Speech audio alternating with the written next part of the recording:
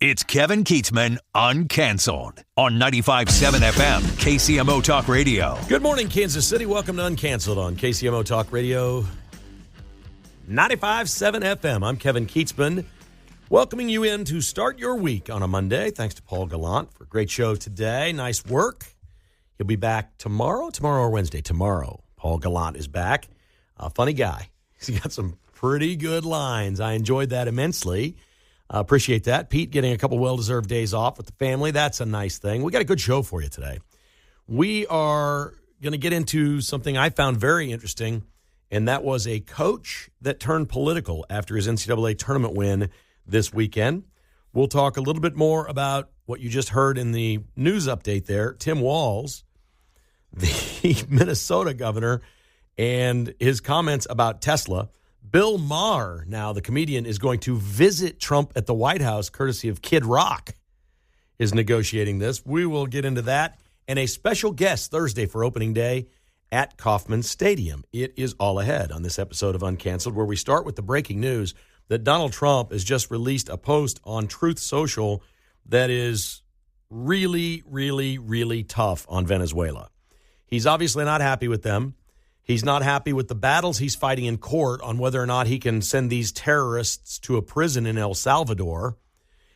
My mom asked me very simply, well, why didn't he just send them back to Venezuela? I said, well, they came here because of Venezuela. They were in jail there, and they let them out, and they came here. They don't want them. They don't want those people there either. Nobody wants them. These are really bad dudes, and nobody wants them. And Venezuela is just not a great partner of the United States anyway. And so Trump has laid down the law just within the last 30 minutes, posting on Truth Social a new round of tariffs against Venezuela, but it is much bigger and deeper than that. We recognize it's not a problem for this country if there's a 25% tariff on oil coming from Venezuela to the United States, because we'll just find it elsewhere. That's just no American purchases of Venezuelan oil. We get that. Trump did not stop there. He says any country in the world that buys oil from Venezuela beginning April 2nd, Liberation Day, that's a week from Wednesday, April 2nd, any country in the world that purchases oil from Venezuela, the United States will tariff 25% on any business they do with us. So imagine the number of countries that are buying oil from Venezuela and doing business with America. If you buy the oil from Venezuela, he obviously can't tariff that in those countries. But what he can do for the country purchasing the oil is slap 25% on everything they do with the United States. He's essentially shutting down the oil industry in Venezuela. He's going to bankrupt this country. Venezuela is going to be broke very fast. If this stands, if this holds, and nobody in the world buys oil, and Venezuela is oil rich. I mean, it is really rich with oil. If that just dries up, pardon the pun, and is over, that country is going to be in a really, really, really bad way. This is tough. And it's smart. And who in America could have a problem with this? We've got our own oil.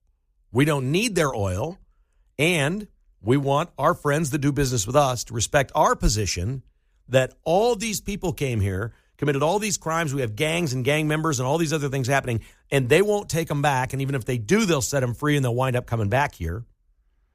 I get it, man. I love it when Trump makes a move. And this is a bold one just breaking today. I mentioned at the start about a coach this weekend in the NCAA tournament. His name is Bruce Pearl. He's the coach at Auburn, and you may have heard some of this story, but Bruce Pearl's been a fairly controversial college basketball coach, but this goes back to the days when you would get caught with player recruiting scandals or cheating or whatever, and so he's had some of that. But everywhere Bruce Pearl has gone, he's won, and he's at Auburn now, and he's winning. And he's got the number one seed in the tournament, overall number one seed in the tournament. And they're in the Sweet 16, and they're still alive, and they're playing this week. And they've got a great chance to go to the Final Four and maybe even win the national title. They would be one of the 2 or 3 favorites to win this tournament as there's 16 teams left. And he did something really interesting after they won. He came out to his news conference in front of all the media where they're all up on sitting at the dais. And he said, I asked my players if this would be okay for me to do this because I don't want to take away from what they've accomplished. And we love and respect the fact that we live in America and we get a chance to play basketball for a living and have so much fun and create success and make money and all of the spoiled things that we all are This is a ridiculous country that it's granted this opportunity to me. But I don't want to talk about basketball to start my news conference today. And they said it would be okay. The players told him it would be fine. And at this point, Bruce Pearl started talking about Eden Alexander, who is an American hostage in Gaza that gets almost no media coverage in this country to speak of. And Bruce Pearl said, I think it's a shame. Now, remember, sports for the last 15 years or so since Barack Obama burst on the scene turned into a crap show of people espousing things from the left that were many times senseless, from people that were not very thoughtful in their comments or very smart. I mean, LeBron James just jumps off the screen at you for not understanding what it is that he's commenting about or being able to back it up. He had several of those things, and to his credit, he sort of stopped some of it because there were follow-up questions coming, and he couldn't answer them. He just didn't know. So we've seen a lot of this. We saw the kneelers. We saw the protesters. You know, we watched Colin Kaepernick walk into a news conference wearing a T-shirt with Castro on it, supporting communism in Cuba, talking about kneeling for his national anthem here. It was bad. We've seen all this political stuff. What's happened under Donald Trump and the transformation of what is acceptable to say in free speech and what is not acceptable to say in free speech is we're just at a place now where if you're on the right, you're okay. Bruce Pearl is Jewish. He is a huge MAGA supporter. He's a huge fan of Trump. And he took the opening comments of his press conference and said, we've got to get Eden Alexander home. There's things more important than basketball, and an American citizen being held hostage in Gaza is it. And I thank my players for allowing me the opportunity to come here and do this in front of you. And somebody followed up with another question, and he spoke on it a little bit more, but it's getting a lot of attention now. And the news cycle, as fast as the news cycle is these days, it really resets on Monday morning. So Bruce Pearl was on some national news shows this morning doing interviews, following up, talking about what it is he's talking about, and he's trying to get an effort moving for Eden Alexander to come home.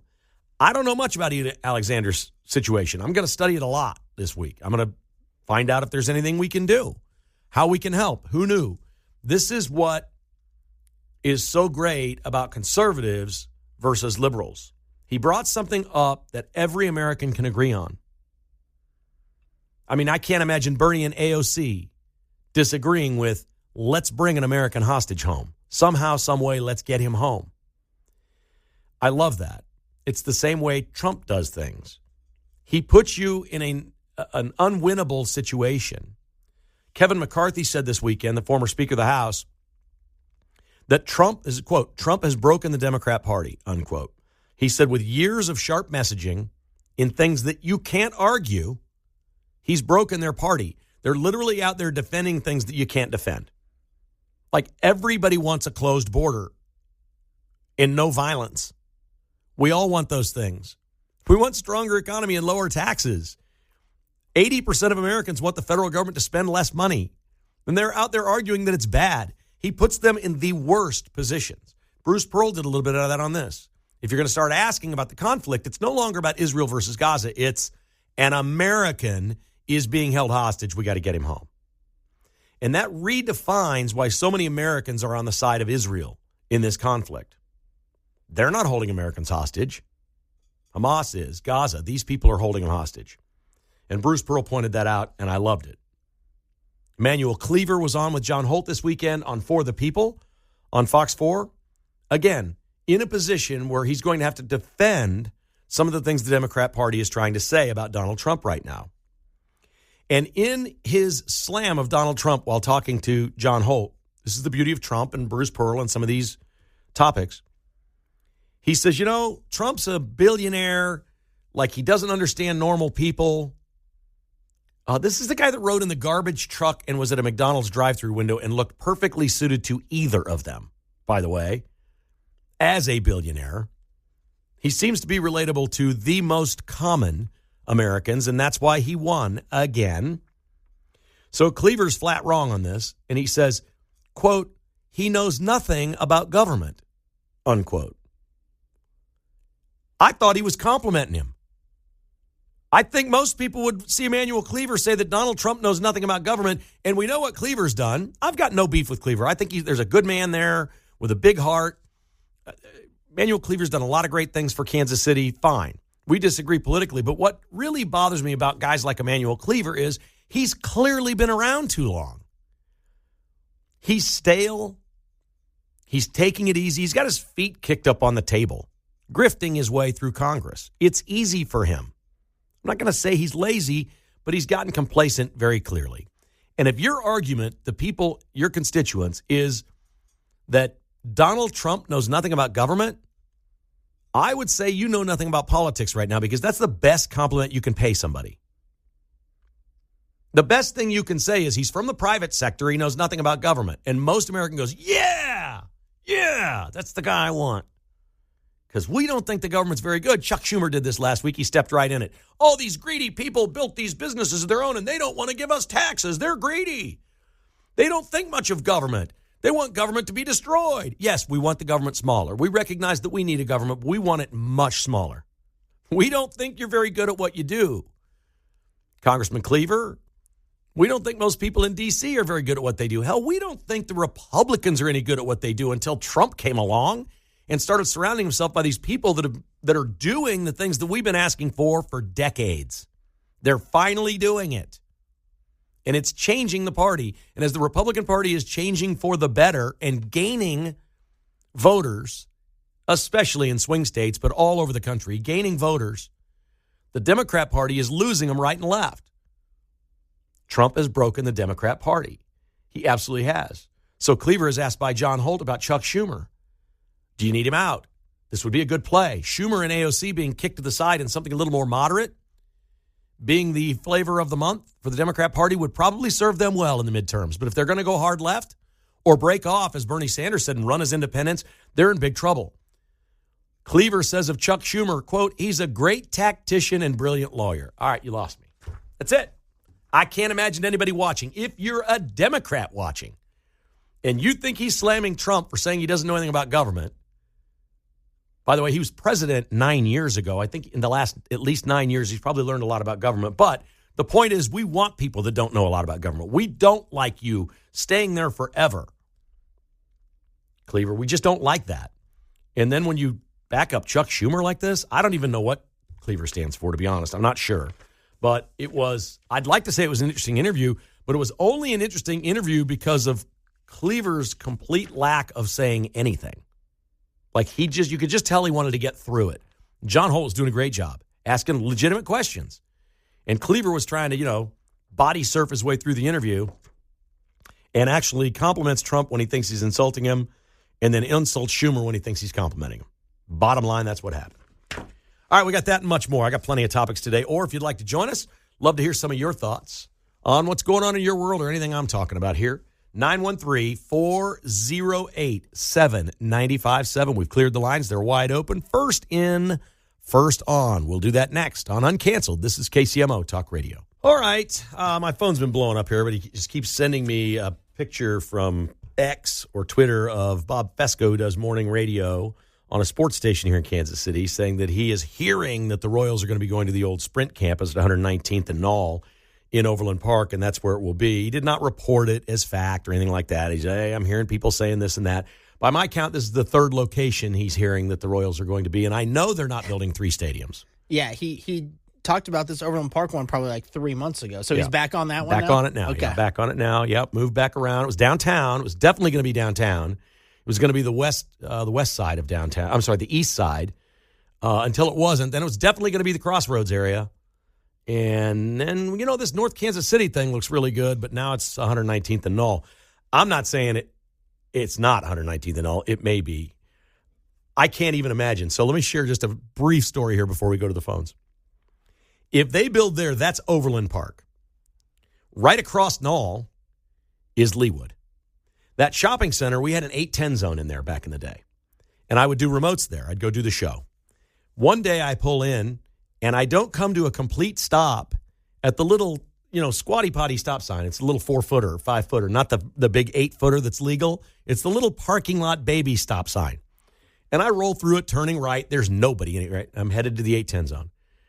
All of a sudden, I park my car, and a dude on a bike comes up to me. And he's wearing shorts and has a helmet and a badge. is a Leawood bicycle police officer in a shopping center parking lot writing tickets for rolling through a squatty potty stop sign. It was like $100. I'm like, are you kidding me? That's the stuff they worry about in Leawood. Leawood may explode if they build a stadium right next to their jurisdiction. Can you imagine all those people that live out at Hallbrook in Leawood and all their little fancy restaurants and stores and everything? Oh, we're turning our roads into one-way traffic for a baseball team? These are some of the richest people in the city right by there. Yeah, and half the street that they want to block off is in Overland Park, and half of it is in Leawood. So it would have to take both of the police departments coming together. They're going to have to comply. They're going to have to take their road. We're going to have one-way streets in Leawood. Oh, Leawood, how far you have fallen if the baseball team comes. What on earth is going to happen to your neighborhoods? Think of the traffic. Think of those horrible people coming over from Missouri. What will you do in Leawood if the Royals build there? I was driving through the other day, Kevin, and I thought, what would be my shortcut home? That'll be the next part. Which way are you going to zip through the neighborhoods to get home? I can't think of a worse place to build the ballpark. Now, not for the Royals. It'd be great for them. They want to be near the wealthier people and the companies that buy suites and all that stuff, and they'll have land that they can develop. They could do shopping and entertainment. They could do all that. It'd be great for the Royals. For the people that live around there, I can't even imagine. There's not going to be a vote. They don't have to. There's no approval, right? They're just going to do it to these folks. Are you calling realtors? Are you trying to sell your house in fear that they're building the ballpark by you? I can't. I just want to see Leawood with one-way streets and like traffic cops in the middle of the day, like opening day Thursdays at 3:00. Can you imagine what 119th and Knoll would be for like 5 hours? It's crowded right now. If you're there, honk your horn. If you're listening right now at 119th and Knoll, honk your horn. Honk it real loud. Honk it at the other people listening to the show. Honk your horns. Look at all the cars around you. And it's not even drive time. And it's packed over there. Oh, if that's right. I'm not saying it is. It may be, but it may not be. Who knows? The Leawood Police Department can trade in their Schwinns for some stallions. You know, couldn't you just see it? Like the Leawood police mounted up on horses, directing traffic one way like a cattle drive back to 435 to go back from where you came from. We don't need you around here tonight, lingering around till 11:30 at night, making noise and a bunch of lights on. Look at all the trash they accumulate over here. Oh, my, are there going to be some unhappy people living around that ballpark if that's where the Royals go. Oh, I'm sorry. Hey, I'm being mean. I could own a house near there, and I'd feel really bad. I wouldn't want it. I wouldn't want it coming to my neighborhood, I don't believe. 913-408-7957 is our number. If you'd like to join in the conversation, here's our man Leonard. Starting the week right. Good morning, Lenny. How are you, bud? Doing good, Keats. Doing good, Keats. You know, I love how you opened up the show with the first part of it with Bruce Pearl and the message he had. I love that message. And it got me thinking about the NCAA basketball. And I sense, and I don't want to put words in your mouth, but the spirit of college basketball has taken a hit this year. And I would even go further saying it's the soul. And there's one reason why I think this. And I'm an capitalist. You know this, Keats.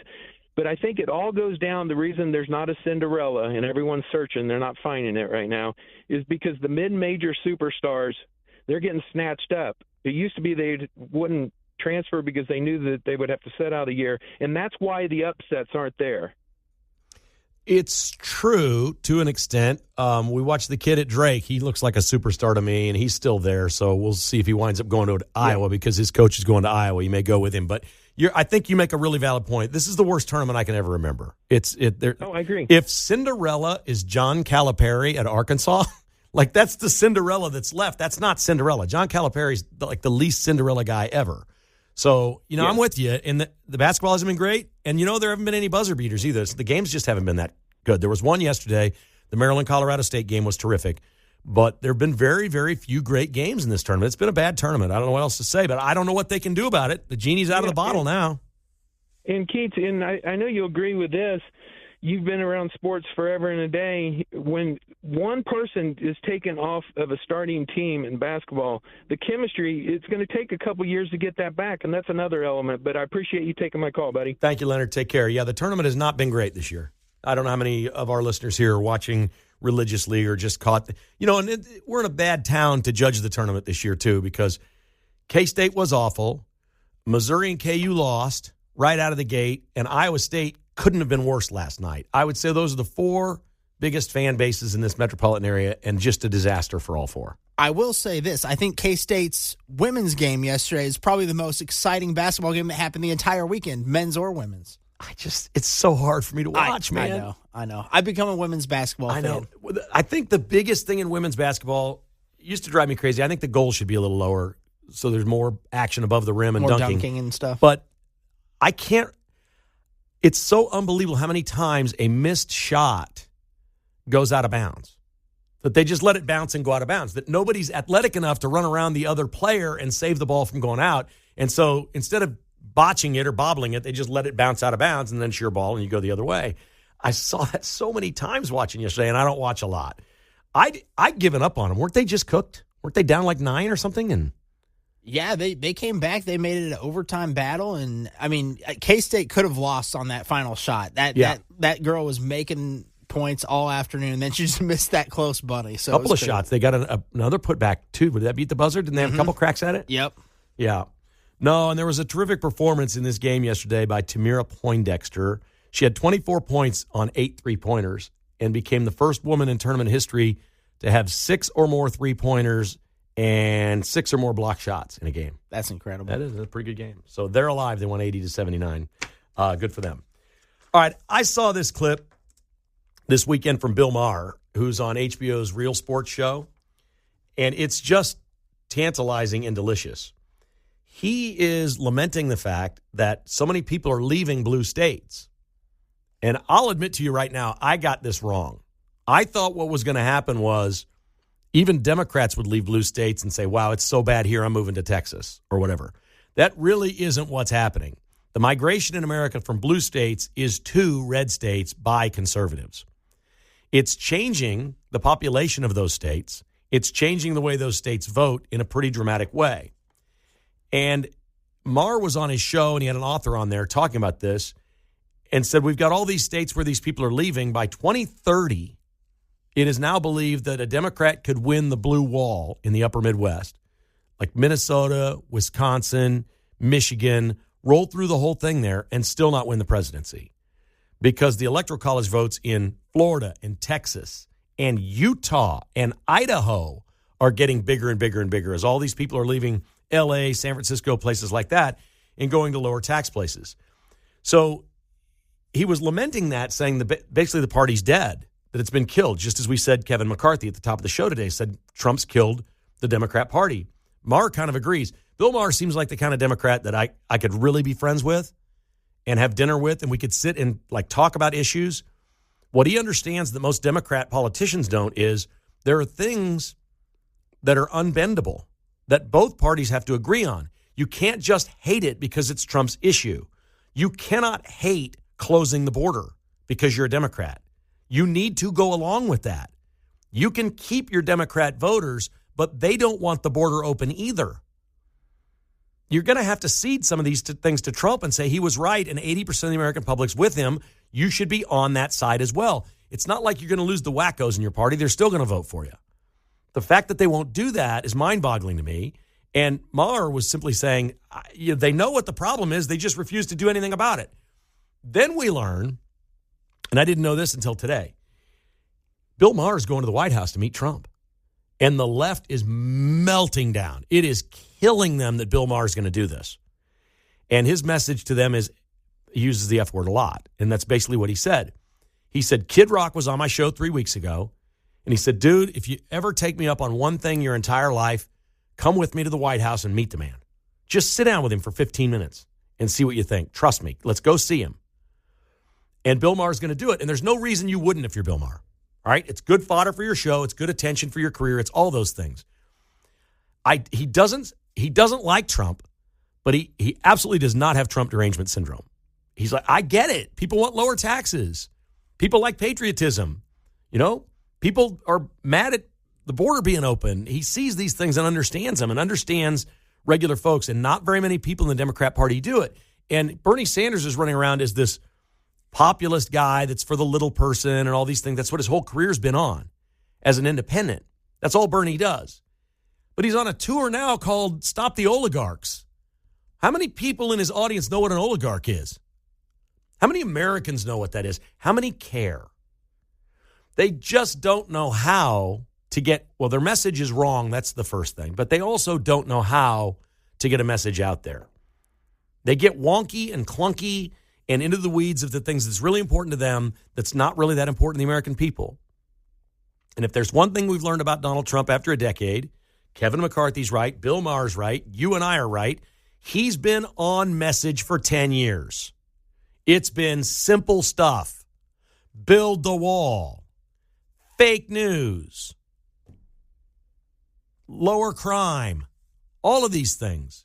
He's been all over those. And you just over and over and over. Make America great again. Make America healthy again. It's been very simple. You don't have to explain it with oligarchy.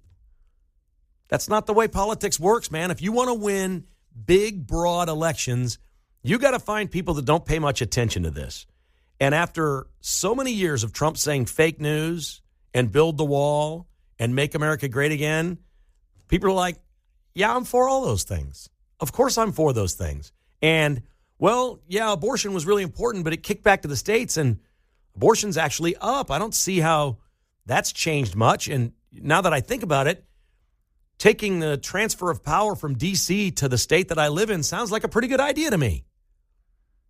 There literally are millions of Americans had no idea this country was set up to be that way. That our founding fathers wanted the states to have the power, the people in the states to elect their people in their state to run their state how they want. Most Americans don't know that.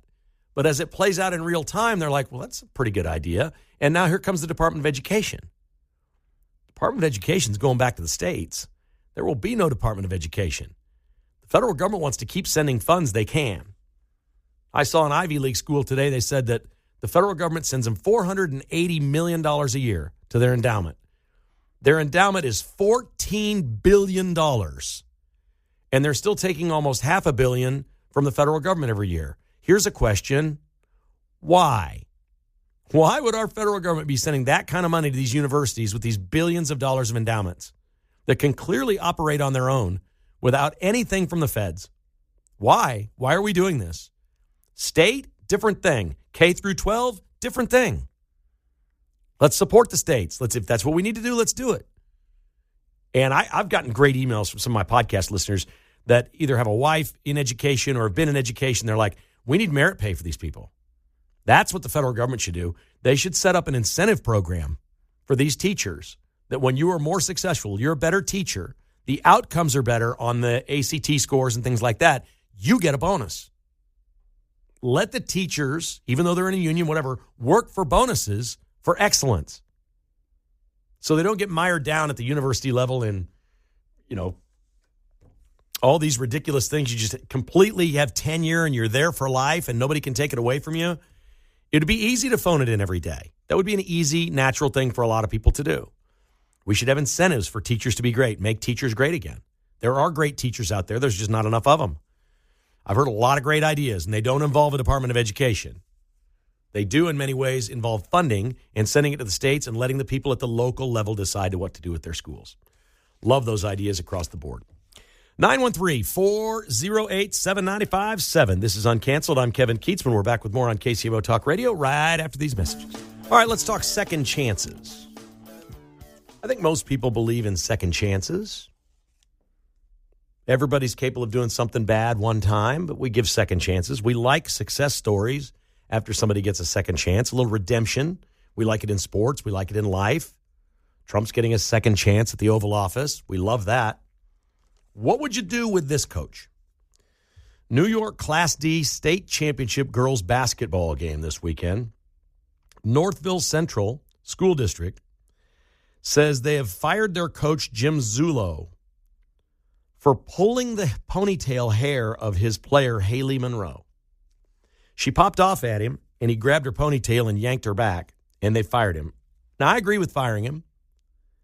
And I also agree that he's probably beating himself up that he lost his cool like that. And I don't know what kind of help he's going to get. or what kind of help he needs to get. But I would ask the question, if someone goes and gets some counseling, we need good coaches. We need people that are committed to kids. Is that a possible second chance story? Or you think that's it for life? You pull a girl's hair that's on your team, you're done. You should never coach again. I think it depends on the person. This guy looks like he's about retirement age from the video that I saw, so I don't know if he's going to be trying to get back into coaching. If it was a younger guy, I think maybe they'd give him a second chance, but I think because of his age, he might just be off in the sunset. It was an ugly reaction. There's a lot to digest here. Obviously, it was a man pulling a girl's ponytail. That's a terrible thing to see. So it's worse than, we see coaches bump or push boys sometimes, or men in college basketball, whatever. God only knows what Dan Hurley may do at UConn next, because that guy's crazy. When I see stories like this, I can only imagine what he's going through, how terrible he feels, that no words will be enough for how stupid this was and the apologies to her. And I wonder if that's something you'd give somebody a second chance. If they went and got some counseling or whatever and figured out why they were triggered. You just don't coach that long if you're not in it for the kids. You're there, you love sports and you love teaching, you like mentoring. That's what most coaches are in this for, is to work with young people and have a positive impact on their life. That's really the essence of coaching, is to have a positive impact on a young person's life. That's it. I'm not talking about professional sports. I'm talking about high school, junior high, high school, and even in most college situations. That's what you're there for. It was just a really unfortunate situation. That was an ugly one. Okay, the Royals open Thursday.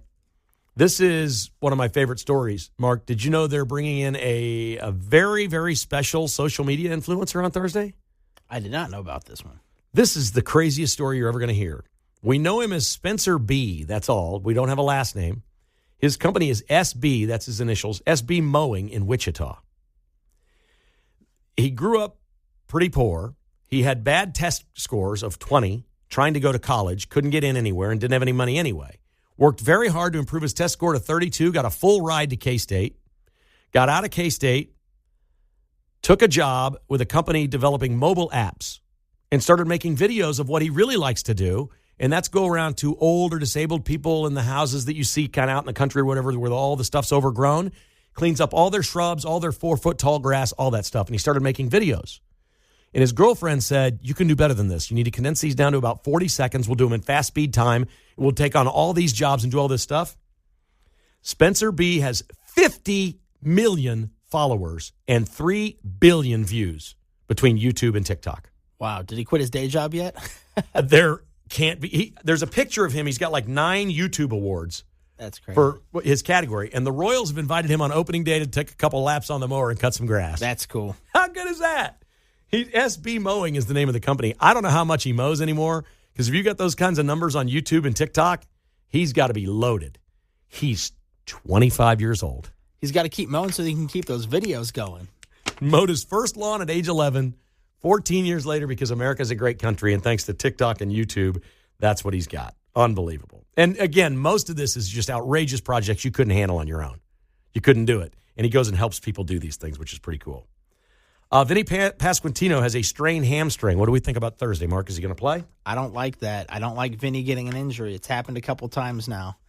And he could have been one of those guys that's up for an extension maybe this year. So he's got to get out there if he can. I mean, they don't want to make it worse either. So that's the tough part. Just running to first base. Hopefully we'll hear more on that today. They sent him to the doctors yesterday. It's a travel day. The Royals are in Texas for a couple of games on their way to Kansas City. So they'll play the Rangers tonight and then tomorrow afternoon, I believe, in Arlington, and we should learn more about Vinny Pasquantino, the 3-hitter, the first baseman, whether or not his hamstring is going to be okay to start the season on Thursday. I don't think anybody really knows at this point. J.D. Vance has made a lot of news recently, but now it's going to be his wife. Usha Vance is visiting Greenland with her son. This Greenland thing is real. They just keep sending these envoys. Remember Don Jr. went? Mm-hmm. It was a big deal, right? Yeah. Why Usha Vance? What am I missing here? They just want to get as many fingers in there as possible, Yeah? I think. They just want to get their fingerprints on it. Keep the flights coming, keep the momentum going. Yeah. They're going to have, they had an election, and the Conservative Party won, and the Conservative Party is for breaking away from Denmark, but I don't think they've really decided yet whether they really want to do some sort of deal with the United States. But Trump's going to keep the full court press on, I believe. Might want to be independent of us. or for themselves. I mean, potentially. like, doesn't Puerto Rico just gain by Yeah. being a territory? There's no downside, right? No, I wouldn't think so. Greenland could just be a territory. There's no downside. Could be fun. I mean, imagine the pitch from Trump. We're going to build resorts, have development. We'll have sport fishing in the summertime. We could put a couple of golf courses in there. The golf season's short, but it'll be fantastic. Maybe get a view of the fjords. Is that way up north in Greenland? The fjords? Who doesn't love that word? And they've got all those resources and national defense against Russia and China coming over the top of the earth at us. It's a pretty good deal. I'm all for it if they're for it. I do believe it is their right. And hopefully they want to be with us and not Denmark. I would think most people would make that move. Thanks for listening to Uncanceled. The Vince Show is up next on KCMO.